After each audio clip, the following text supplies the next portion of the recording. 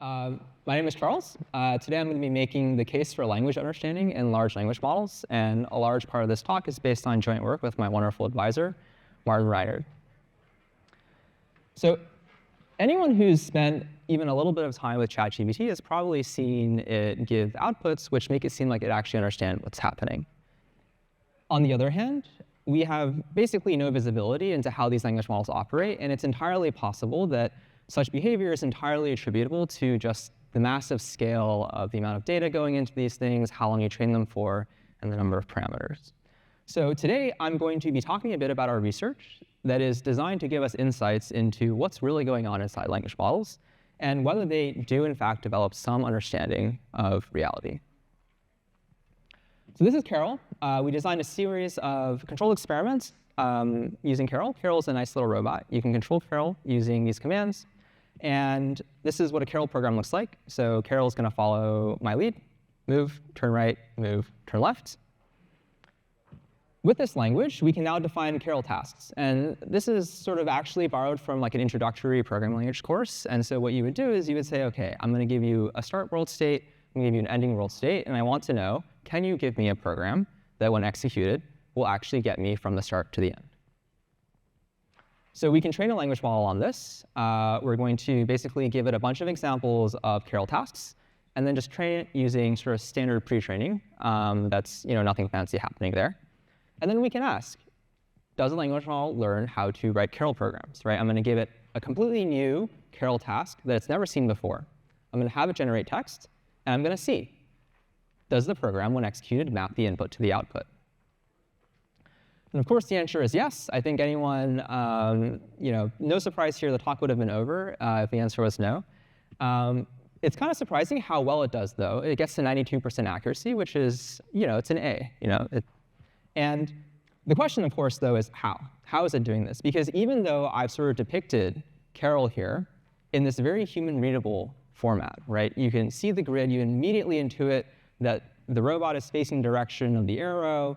Everyone knows in this room, I hope, what move and turn right refer to. The language model sees this.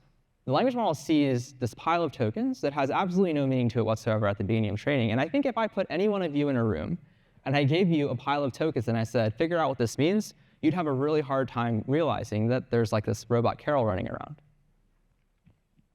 So that's the question. The question is, the language model is only trained to predict the next token. It has absolutely no information about the domain, has no information about the task. It doesn't know that there's a robot running around. And yet, it appears to produce meaningful output by the end of training. And so the question is, does the language model have any understanding of what's going on? So what is going on here? Well, the language model is writing a program. As it does so, it sort of proceeds through its own internal states. And each internal state is just a giant vector of numbers. Each vector of numbers gives a single token. And here it's a program token. So the first vector of numbers says, I'm going to generate move. The next pile of numbers says, I think the next token should be turned right. But unknown to the language model, Carol is actually listening in. Right? Carol sees the language model say move, and Carol takes a step forward. Carol sees the language model say turn right, and Carol turns right. And the key part of this is that the language model has never seen these intermediate states. The language model doesn't know that Carol is listening in. All it knows is that there's this first state, this last state, and then this sequence of tokens. So does it know the existence of these intermediate world states that the robot traverses through when going from the start to the end? To answer this question, we're going to borrow a technique that's inspired by neuroscientists.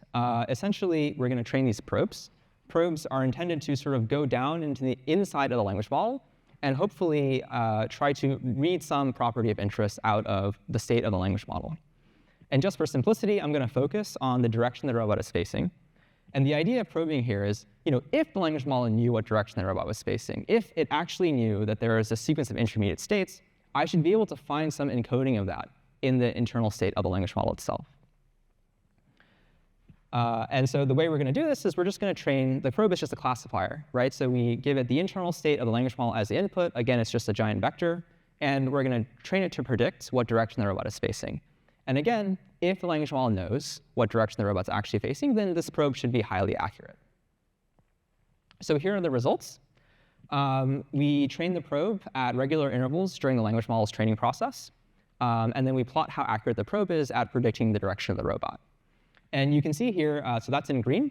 We also plotted in orange the number of unique programs the language model writes down. And the reason this will become interesting is on the next slide. But essentially, there's 10,000 of these Carol tasks. And I'm just counting, of the 10,000 tasks, the language model gave one program for each. How many unique programs are there?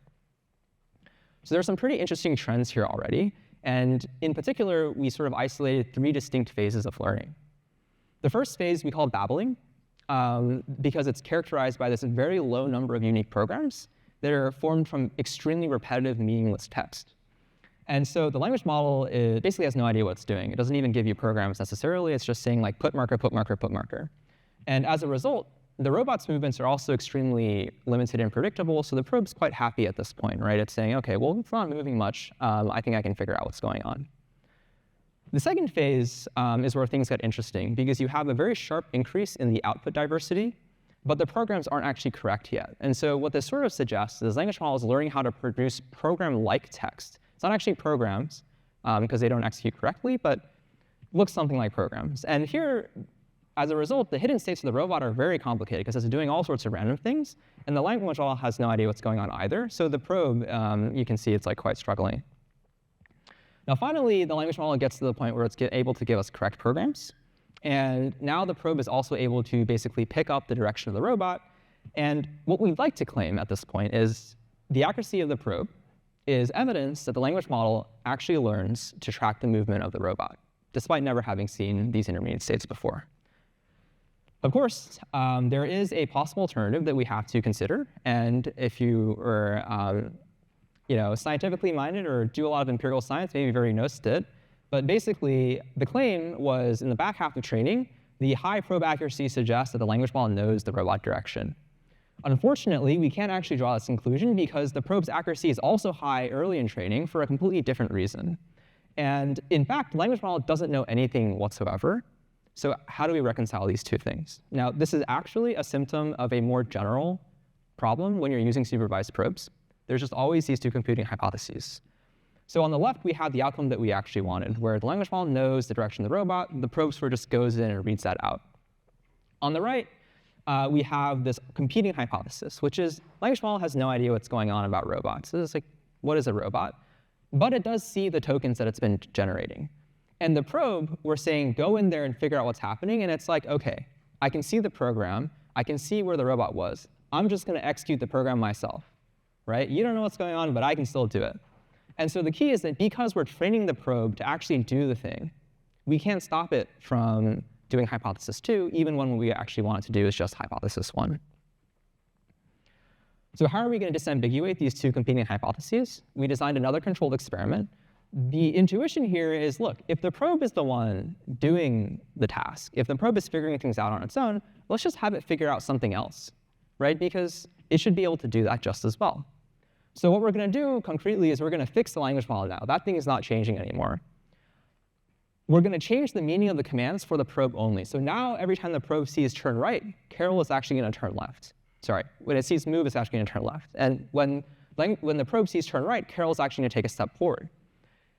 And the key is that the probe should be able to do this equally well, right? We're going to train a new probe that's going to go from the original language model internals and try to predict these altered states. So this is what that looks like. And the reason it's going to help us tell these two hypotheses apart is because on the left now, we have the world that we want it to be in, right? The language model knows the direction of the robot. And now we're asking the probe, hey, can you go from this original direction to this altered direction? And the probe is going to say, well, that's not there. I don't know what you're asking me to do. On the right, we have the hypothesis that we want to exclude or reject, which is that the probe is able to actually learn how to execute programs. And so when we ask the probe to do something new, the probe doesn't know English. It doesn't care that you showed it move, but the robot actually turned right. It should be able to do this all just as well. So what is it? Turns out the probe can't extract altered states. This is consistent with our initial hypothesis. And you can actually notice a bit more detail in the plots as well.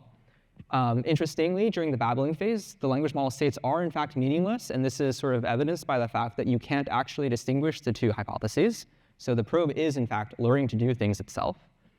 As soon as the language model starts to latch onto sort of the semantics of the programming language, and it starts to know sort of how to give you correct programs, however, you can start to distinguish the two probes, right? You can't map to the altered states, and the probe is actually sort of tracking what the language model knows.